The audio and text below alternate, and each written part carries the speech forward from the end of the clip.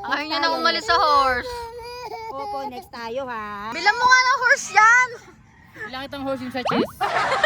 Day 1 ni Popoy as 2 years old. Totoo nga, ang bilis ng panahon. At ang target ko sana mga boss, itong eksaktong petsa na to, next year, nasa Disneyland tayo. At dun celebrate yung 3rd birthday ni Popoy. Kasama yung nanay ko, tatay ko, tsaka yung biyenan ko. Pero ngayon, enjoy mo natin to. Nandito tayo sa Hotel Kimberly, dito sa Tagaytay. Grabe no, dati yung mga vlog natin, nag-skateboard tayo sa Makati. Pero ngayon, yung mga magiging vlog natin, samahan nyo ako.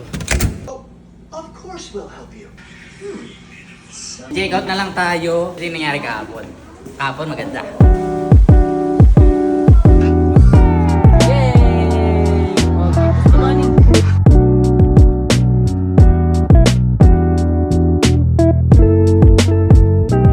Ayaw niya na umalis sa horse. Opo, next tayo ha. Bilang mo nga ng horse yan! Ilang kitang horse yung sa chest. Sumakses. Ang mukha ng sumakses. Papoy. Ang tatlong rides. Wala, paldo. Popoy is riding ah. Wow! Ay, no. Alam niya talaga yung drop-off eh. Na. Ayaw na niya talaga. Kakantakin natin si Chubby Simpson ha. Hingi tayo sa kabayo.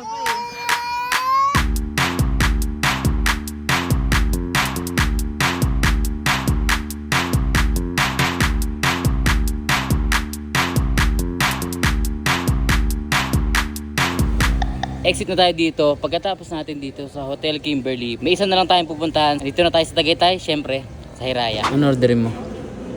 Barista milk. Barista drink. Sa akin. Sa'yo, default, choco chip. Grabe no, sobrang solid talaga dito. Talagang dadaan ka. Ito yung kita-kita yung Bulkan Taal. So ang gagawin na lang natin dito, magkakape konti, magkukwentuhan ng pamilya, bago tayo bumakbak ulit ngayon pag balik ng Manila. Kasi pag balik mamaya, dahil pa tayong gagawin mga boss.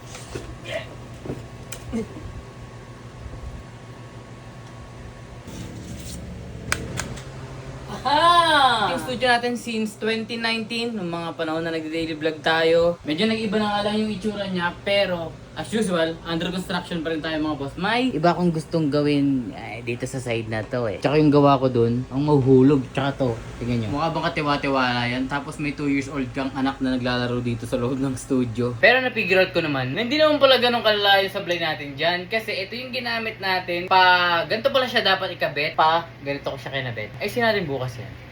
Pag naayusan natin to, bibigyan ko kayo ng magandang studio tour ulit. Kung ano yung mga update dito sa studio natin. Ito, sila pa din yan. May ginagawa nga pala kaming project ngayon.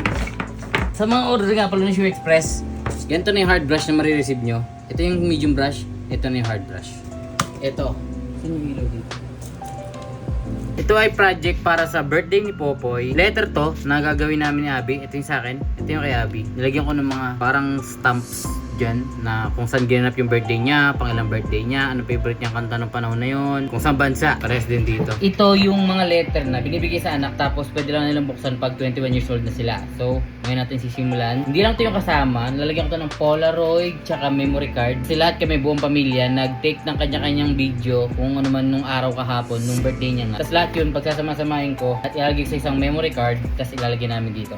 Pinag-message ko na din yung mga lola kung ano yung message nila kay Popoy na mapapanood ni Popoy after 19 years. Tingnan mo yung video ko kahapon. Naiiyak naman ako. Ba't ka umiiyak? Humihingi si Pao ng mga clips sa kanila, isa-isa nagbibideo. Ay, isang lola niya doon nagbibideo na. Umiiyak din ata. Ano sinabi mo? Wala na ako, mamibis mo. Kasi miskin kita yung pag-aalaga ng mami, ng wawa mo. Ay, nako. Nakakahaba ng buhay yan. Sinasabi niya na yan. Una parang letter lang yung target natin dito pero tumagal-tagal, ang dami ko gusto ilagay, hindi time capsule na. Ito nga pala mga boss, may latest episode, yung Ukay Shoes. Galing tayo sa...